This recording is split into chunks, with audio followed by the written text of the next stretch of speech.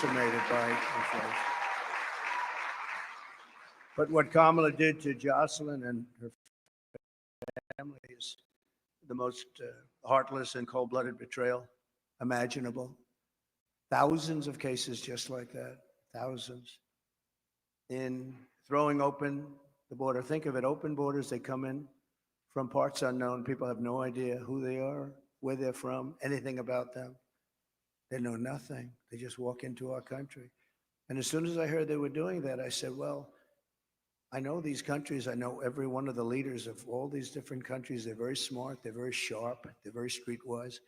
I said, I know what they're going to do. They're going to open up their jails and just dump them into the United States. And that's what happened. They opened up their jails.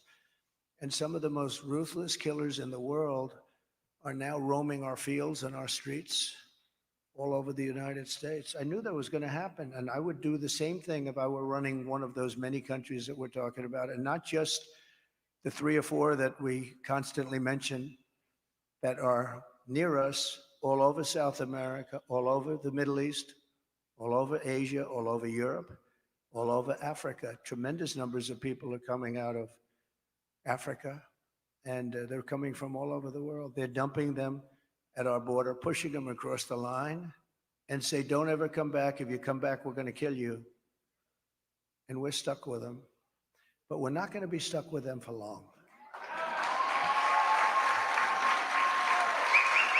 So Kamala violated her oath.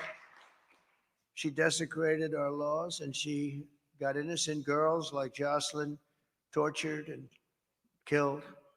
Anyone who knowingly sets loose these monsters into our country has absolutely no right to be running for office, let alone the office of president. No right. So here today is another great person, an American mom, Tammy Nobles. 2 years ago, Tammy's 20-year-old daughter, Kayla Hamilton, who had an autism diagnosis, was found raped, tied up and strangled to death with a telephone cord in her home. Kayla's murderer was an illegal alien, MS-13 gang member, among the most vicious gangs anywhere in the world. I took him out by the thousands, thanks to ICE. We're going to protect ICE. Kamala wanted to defund ICE. We didn't have ICE, we'd never get anybody out. They're tough and they're smart and they love our country. But an MS-13 gang member who was apprehended by Border Patrol, but under the policy of our border czar, Kamala, he was released into the United States to kill. Tammy, please come up and say a few words, please. Thank you. Please.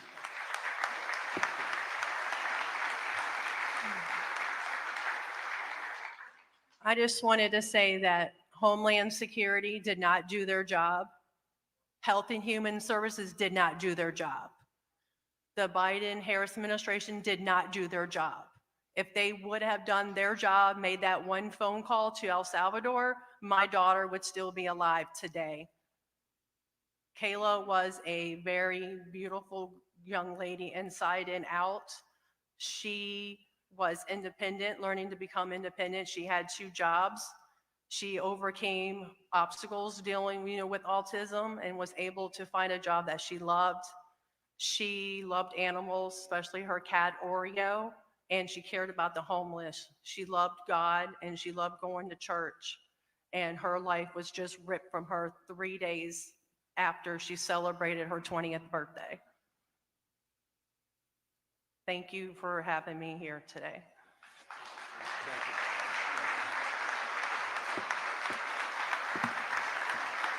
Thank you, Tammy.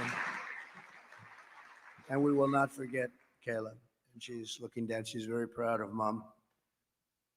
Kamala's cruel and immoral actions on our border are actually disqualifying, in my opinion. She's unfit. She's an unfit person.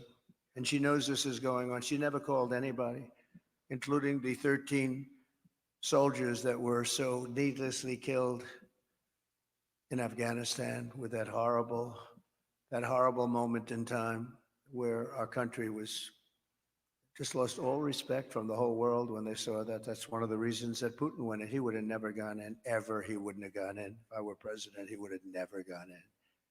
I ended his pipeline in Europe, no problem. And what happened? Biden comes in, he proves it right away, but he kills the Keystone Pipeline. Putin never would have come in.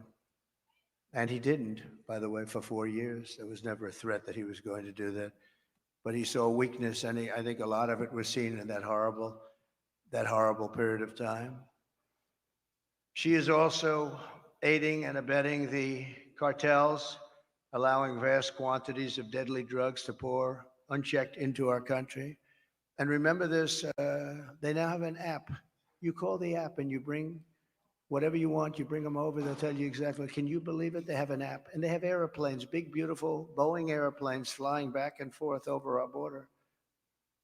They were saying, where are those planes coming from? Where are they going? They were loaded up with migrants. They're dropping them out in the Midwest. They're dropping them all over the place. And I will tell you, if you look at Aurora in Colorado or in Springfield in Ohio, they dropped 32,000 illegal aliens. They tried to give them legal terminology, but it's not. Illegal aliens, 32,000 into a 50,000 person town, beautiful town, no problems. And now they don't know what to do. And they want to be nice, and the mayor wants to be nice. His big thing is to get interpreters because they don't speak English. It's very hard to get interpreters. And he's trying to get interpreters. But in the meantime, they're taking up the hospital. So when people from Springfield would routinely be able to check with a doctor, go to a hospital, they're unable to get in, they're packed. The whole town has changed. And this is happening all over our country. Aurora probably is an even worse situation because you have the meanest, worst gang from Venezuela in the world, probably maybe as bad or worse than MS-13. And they've literally taken over the town. They've taken over large sections of the town. They've gone into the real estate business. They've taken over apartment complex.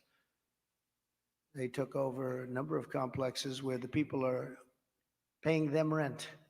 They've become the landlord. Isn't that nice? And they're rough, tough people, and they have the latest weapons. They have military quality weapons, and everyone's saying, where did they get them? We got to get them out of here. We're going to get them out fast. We're going to get them out fast.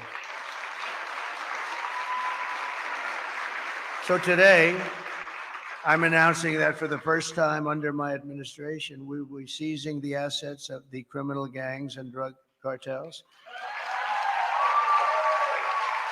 And we will use those assets to create a compensation fund to provide restitution for the victims of migrant crime, and the government will help in the restoration. The government will help in the restitution, but something has to be done, and we're gonna get it done. Kamala has also caused untold misery through her destruction of our economy. Our economy is not, this is just, it's like a fake economy. Some of the best people on Wall Street are saying the economy is only good because they think, I don't want to say this because other people have said it. It's not me saying it, but they think Trump is going to get elected. That's the only reason our economy is good. That's the only reason the stock market is up. Scott is here, I think, someplace, and he's one of the most respected people on Wall Street. He's actually made a very big point of it, that the stock market is only doing well because of the fact that they think Trump is going to win the election. So we'll see. But Kamala cast the deciding votes that caused the worst inflation in our lifetime, maybe the worst inflation we've ever had, because I don't think I know for a fact they're not adding all of the numbers. If they did, I think it's the worst inflation probably in the lifetime of the country. And it's costing typical American families over $30,000. Nearly half of Americans now say they're broke. Think of that. Half of Americans are saying they're broke. They have no money. 2/3 say they're living from paycheck to paycheck, and that's a record. We've never had that to that extent. We've never, ever had that. Millions of Americans are lying awake at night, worried about how they'll pay their bills because Kamala wrecked their family finances, and she's done that. She's done nothing good. They have done nothing good. And I speak of Kamala, but it's partially Joe, but Joe's out of it, you know. Joe's sort of out of it. She's been out of it for a long time. Now she wants to raise taxes for the typical family by $3,000 a year. She's got no empathy for the hardworking Americans whose dreams she's killed, and said recently that there is not one thing that she would do differently from Biden. That's only because she choked. I'm sure she could have come up with a couple of things if she really thought about it, because there's been so much destruction caused by the Biden administration. One of the things that people don't talk about, and the news never talks about, they don't talk about, as an example, Afghanistan, but this is something that's incredible, because when you think of the numbers, 325,000 children are missing, dead, sex slaves, or slaves. 325,000 children who came in through the open border are now missing. Many of them are dead, and nobody talks about it. I said, this must be a mistake. This can't be possible. When I read it, I said, this can't be. You're talking about take your largest stadium and fill it up many times. That's what the kind of numbers are.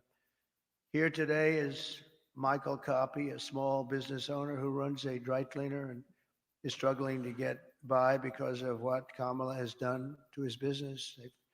They've destroyed small businesses in this country. Michael, please.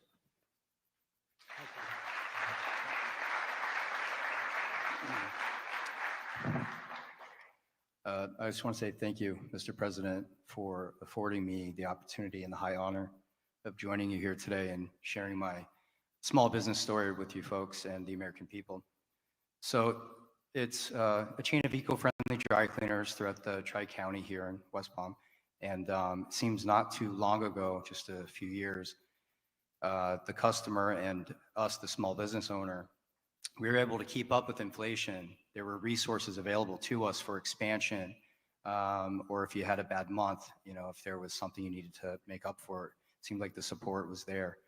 And now, just a few short years later, it seems like all of those resources have dried up. The support's no longer there. We had an expansion plan about 6 years ago that we had to pause because we have to wait for our customers now to catch up with the inflation, the supply chain issues still, because we as a small business, we can't double our price points, although the cost of doing business now is 2, 3, or 4 times what it was just a few years ago. So we've had to get creative. Our industry, probably 30% in the dry cleaning industry, never survived COVID. And just recently this summer, I was contacted, my wife and I, by another local dry cleaner here in West Palm. They were asking advice. So husband and wife been there for about 35 years. Their lease was up and the landlord was doubling their rent, which would have meant that that's what they've been paying themselves for probably the better part of 20 years. So they had to make a decision. Do they hand the keys back, or do we get creative, work together, pool resources? And so what we did was we figured out the right price point for them, but we did their cleaning for them, at least until we figured it out. And so they were not able to pay their operations. They couldn't keep that going, but they were able to save their business by strategically partnering. And by the end of summer, I think I was contacted by about 12 other local dry cleaners saying, can you guys help us also, because we're going through the same thing. Thank you. And it seems now, so the delta between the reality of what inflation is right now and we have in front of us, the reality of that and the small business owners' capabilities, that delta is too great. So unless we affect change immediately, I fear that in the next few years, if we don't see that change, we might see another 30% of our industry and others no longer exist. So I just want to say thank you again, Mr. President, for allowing me to share my Go Green Dry Cleaner story. And thank you.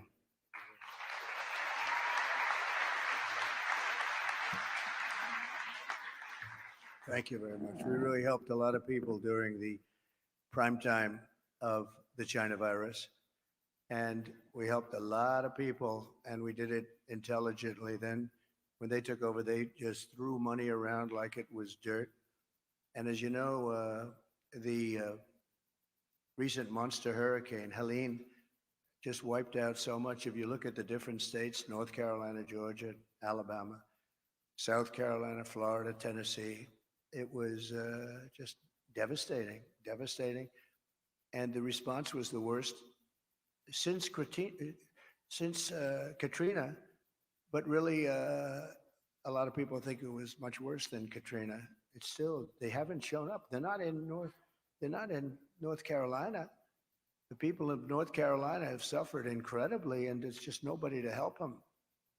FEMA has been a total disaster. We had FEMA that was fantastic when we did this, because we had our hurricanes too. We had some bad ones, but we did a great job with it. It's not there. And then you see that they, originally blamed, and then they tried to take it back, but it was a little late. But they said that the money was spent on bringing illegal migrants into our country. They spent close to $1 billion, and these were funds that were spent. And you have to say, I was in North Carolina recently, and I looked at devastation that was just, it was just unbelievable. There was nobody there from the federal government. The local people have done incredible things. Franklin Graham has done incredible things. He's been amazing. But there was nobody there. So we're pleased also to be joined by Christy Shamblin, person I know and I've gotten to know over the last year or so, the mother-in-law of fallen Marine Corps Sergeant Nicole G. Nicole made the ultimate sacrifice during the disastrous withdrawal. Not that we were withdrawing. I was going to withdraw, but we were withdrawing with dignity and strength and power, and we were going to keep Bagram, the big air base, because of the fact that it was so close to where China makes their nuclear weapons. 1 hour away. We should have kept it, and we didn't do that. But the way they withdrew, they took the soldiers out first. No, you take the soldiers out last. I went 18 months without one soldier. I spoke to Abdul, the leader of the Taliban. We went 18 months without one soldier even being shot at, no soldier being killed for 18 months. And then we left, and you had this group of incompetent people take over. Guys like Milley should have been fired. They should have been fired. Anybody that was involved with that disaster should have been fired.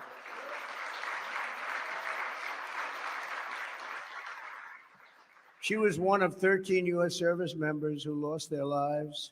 Kamala said she was the last person in the room, that Kamala was the last person in the room. She was involved in everything. She takes credit for that. She was involved in everything. That means she was involved in disaster after disaster, because nothing good has happened with this administration, except that our country has gone to almost a third world status. With Biden, when Biden made a decision, she said she was there. Oh, she was there. But the Afghanistan decision was a disaster in so many different ways. And now you take a look at it, they're right back to what they were doing before, except much worse to women. They're worse to women right now than they were even before it started. But Kamala never reached out to the family members of the warriors.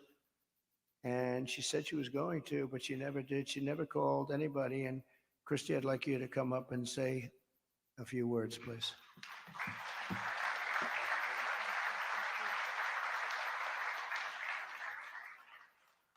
Hi, good afternoon, good morning. My name is Christy Shamblin, and my daughter-in-law was Sergeant Nicole Leanne G., and she was killed in the botched Afghanistan exit at Abbey Gate. She was the cornerstone of a very large family.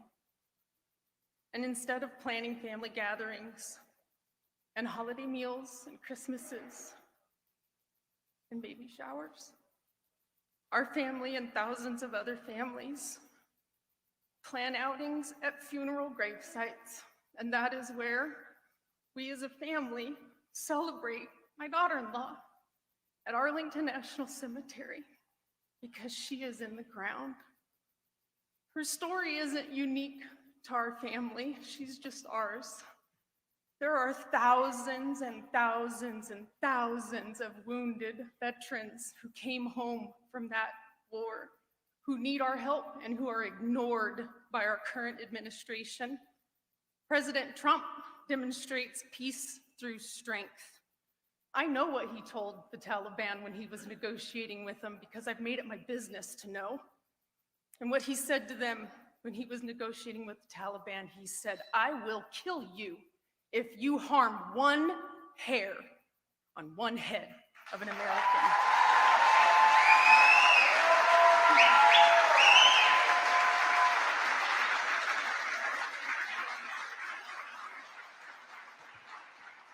President Trump shows up, he reaches out, and he can fix our country, and we can all heal together.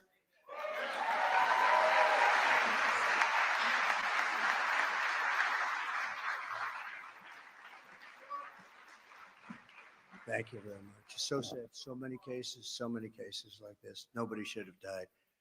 First of all, when they left, the soldiers should have been there. They shouldn't have been home watching, except for a small group, and many of them got killed, and large numbers. Nobody ever mentions the arms, the legs missing, gone, the face just obliterated. Nobody talks about them. I talk about them all the time.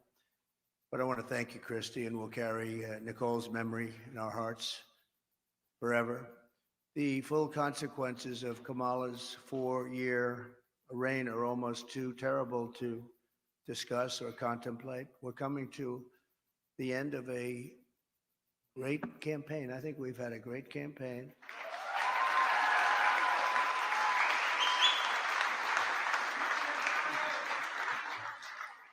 We've really not been provided the kind of protection that I needed as president, but I said we have to do it anyway. When Secret Service would ask for additional people, oftentimes we would be turned down. They were constantly asking for additional people. And I found Secret Service to be very brave. When I was hit and went down, they were right on top of me within seconds. I tell you what, those bullets were flying right over my head. I heard them. And these guys were right. I don't know how they didn't get hit, actually, but they were right there. You take a look at the video. One thing you would say, the video is there for people to see, but they were never given the kind of help that they requested, because our rallies were massively large and they needed more people, and they were always fighting for more people, and it was never given to them. Now they're being given, I hope, what they need, but we were, that was a constant fight. They'd come to me and they'd say, you guys don't want to give us the people. And yet Biden was covered, and they'd have like 2 people show up. But Kamala is grossly incompetent, a total train wreck who has destroyed everything in her path. She's destroyed everything. She left 21 million aliens pour across our country, and then she, maybe in a short while, has to go home, and she'll get herself a job someplace, who knows. But think about it, and she can look at the carnage, and she can look at all the people that have been killed. And you haven't seen anything yet, because they've just started. They're just getting comfortable in our country. These are very tough people. These criminals make our criminals look like nice people. And she let the more than 13,000 convicted illegal aliens, nobody would have let these people into our country. And remember, they came out of the worst prisons in the world, the meanest, nastiest prisons in the world. And when she says that she wouldn't do anything different, does that mean that she would have let 325,000 migrant children probably die, most of them, many of them, but at a minimum, they're slaves or they're sex slaves, and they're all over the country? Does that mean that she wouldn't have changed that? Does that mean that she wouldn't have changed so many of the other things that led to so much death and destruction, and even financial destruction of our country itself? We could end up in a depression because of what she's left with us. They are the worst combination, president, vice president, in the history of our country. And I often say Jimmy Carter's a happy man, because his administration, by comparison, was totally brilliant. It was brilliant. After Kamala endorsed defunding the police. She bailed out rioters, looters, and murderers, took them right out of jail during the violent crimes in the United States. Remember, that was in Minnesota. Minneapolis was burning down. It was burning to the ground. I watched the CNN announcer say, "This is a friendly group of people." And over his shoulder, the entire skyline was burning. I've never seen it, but that's the fake news. But violent crime in the United States is up 37%. All of these different crimes are up anywhere from 37 to 105% over a very short period of time. And it's almost like nobody even cares about it. Very simply, Kamala Harris is not fit to be your president. We can't have it happen. We can't have it happen. We're going to make this country strong again. We're going to make it great again. We're going to be respected again.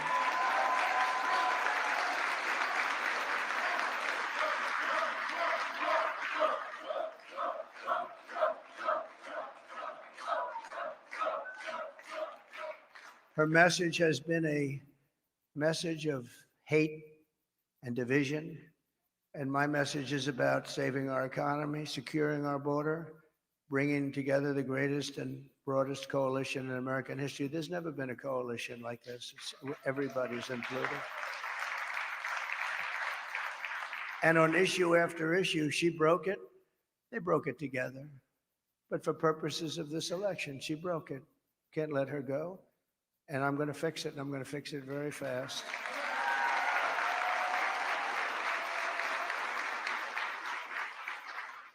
And on the illegal, thank you very much. Thank you very much. On the illegal immigrants that will be taken out of the country, as you know, we're going to be taking them out. And if they come back, we have laws that will be immediately enacted where they serve 10 years in prison. They won't come back. And if that's not long enough, we'll have to do something else. But we don't want them back. They're not going to come back. And as you know, we're asking for the death penalty for any migrant who comes into our country and kills an American citizen or a police or law enforcement person. Because we have to protect our police. Our police are under siege also at numbers that nobody thought were possible, the worst they've ever seen. It's very hard to recruit. And really for not just the danger, it's hard to recruit because they don't have the spirit anymore for our country because they're being led with people that are spiritless. They really are spiritless. They can't instill spirit. But so that's any citizen, they get killed, it's the death penalty, and that includes police or law enforcement officers.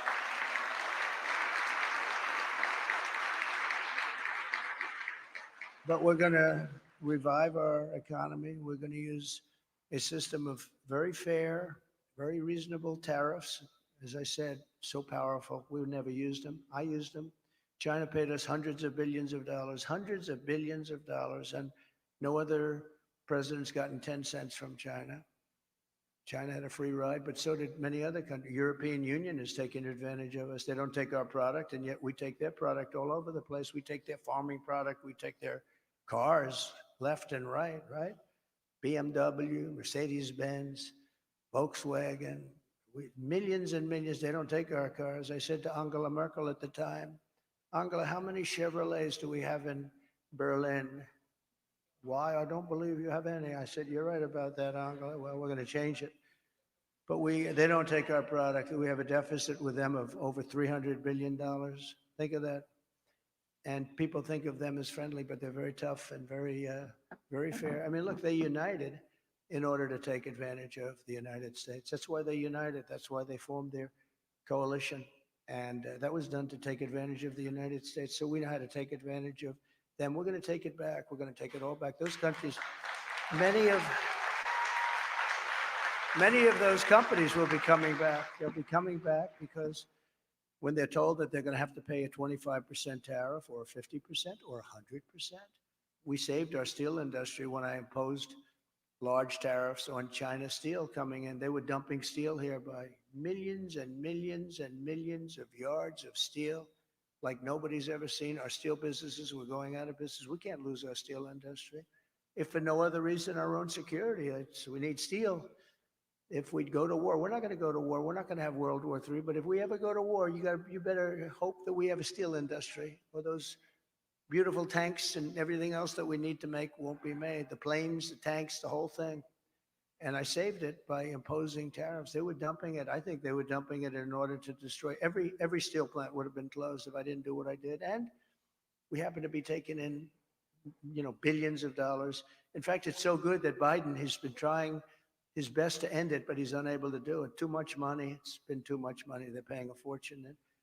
But I would have had it a lot different. And we'll get along with China. We'll get along with Russia. We'll get along with everybody. We had the fake Russia hoax, which took 2 years. And then they came out with a report that we did absolutely nothing wrong. That was a stacked deck too. The people doing it, they couldn't say there was nothing. We had nothing. They checked millions of phone calls, not one call made to Russia, not one call. It was a terrible thing they did to the country, and actually put us in a lot of danger, to be honest with you. If I didn't have somewhat of a relationship with Russia and Putin and all, we had to have it. And by the way, getting along with President Xi and Putin and Kim Jong-un of North Korea. If you remember when I met with Obama, his wife was very nasty to me the other day. Oh, that was not nice. She was very nasty. She said nasty things. I was always very respectful of her, but she got up there, which shows you how nervous they are about what's happening. But she was nasty 2 days ago. She got up and said some bad things she shouldn't have said. They were wrong too. But we're going to turn our country around, and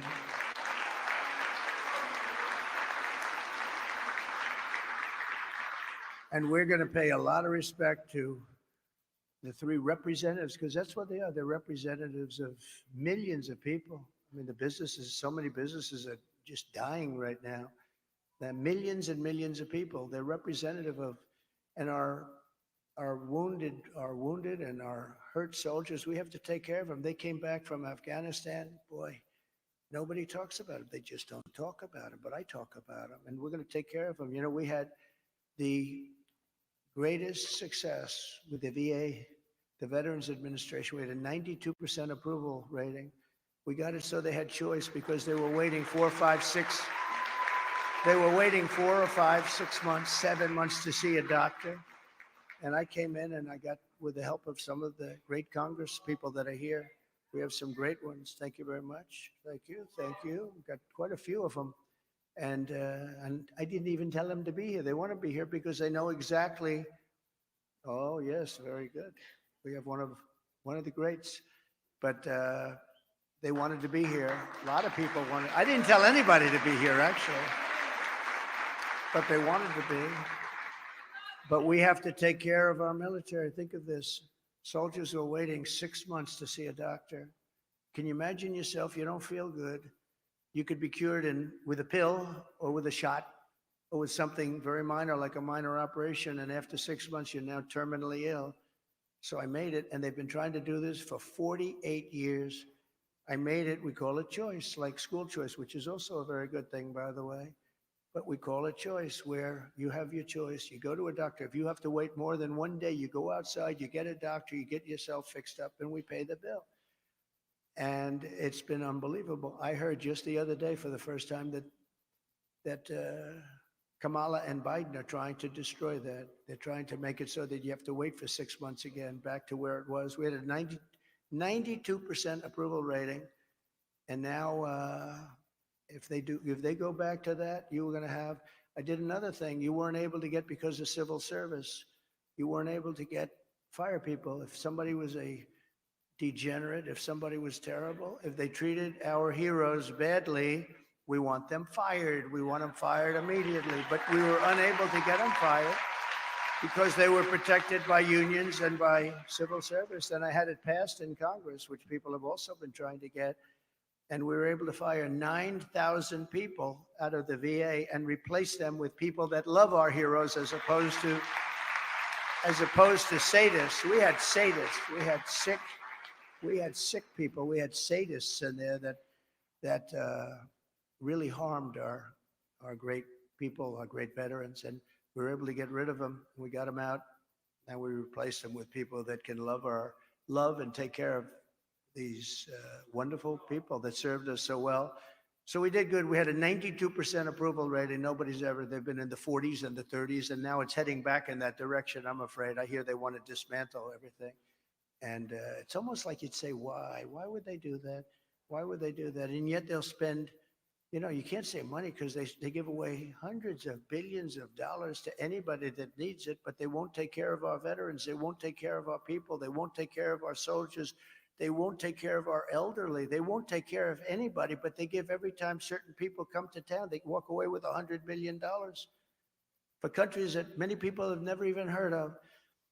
So I just want to tell you, this is a campaign that's been long and hard. I've been on the road or campaigning for 58 straight days. I haven't taken a day off. I'm proud of that.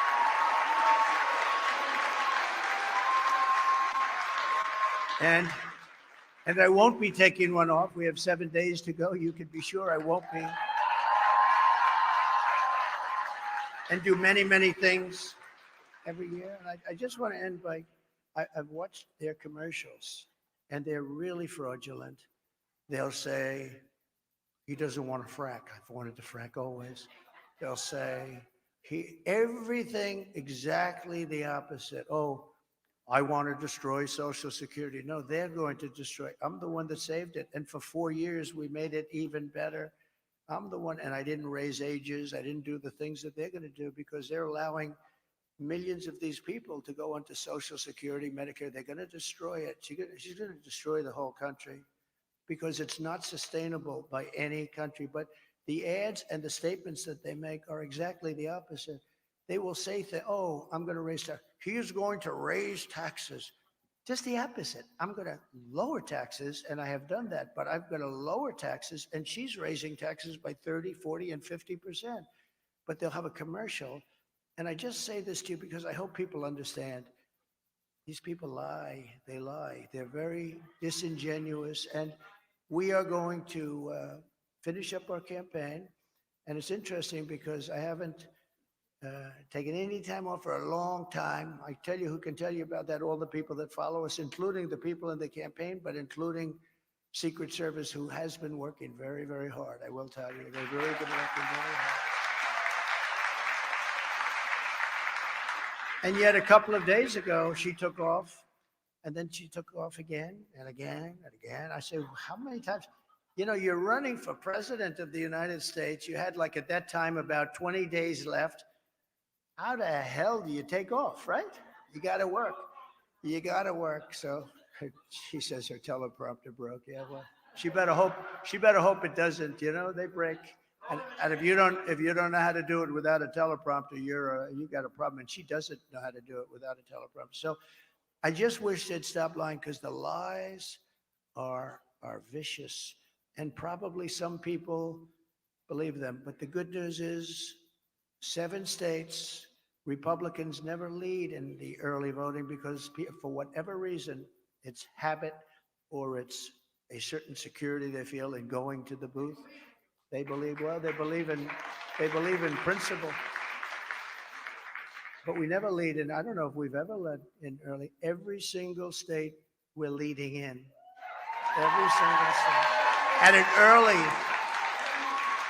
And we don't need all of them, but and some states are in play that nobody thought would ever be in play. But I think people are seeing, because, again, we're the party of common sense. We're the party of common sense. And we want to have strong borders. We want to have great elections. We want to have fairness. We don't do things like, we're not going to have men playing in women's sports. I mean, that's okay. So we're the party of common sense, and we're the party of fairness, and we have a coalition. Nobody's ever seen anything like, I don't think anybody has ever seen anything like what happened the other night at Madison Square Garden. The love in that room, it was breathtaking, and you could have filled it many, many times with the people that were unable to get in. But politicians that have been doing this for a long time, 30 and 40 years, said there's never been an event so beautiful. It was like a love fest, an absolute love fest, and it was my honor to be involved. And hopefully, you know, they started to say, well, in 1939, the Nazis used Madison Square Garden. Well, and you know what? No, but can you imagine it? In 1939, the Nazi, they were, but how terrible to say, right? Because, you know, they've used Madison Square Garden many times. Many people have used it, but nobody's ever had a crowd like that. And I tell you what, right now, nobody's ever had love like that. That was love in the room, and it was love for our country. It was really love for our country. So we're going to fight like hell for the next 7 days, and then hopefully,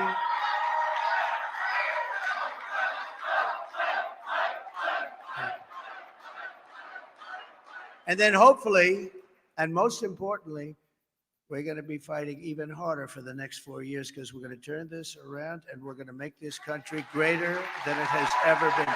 Thank you. Thank you very much. Thank you. Thank you.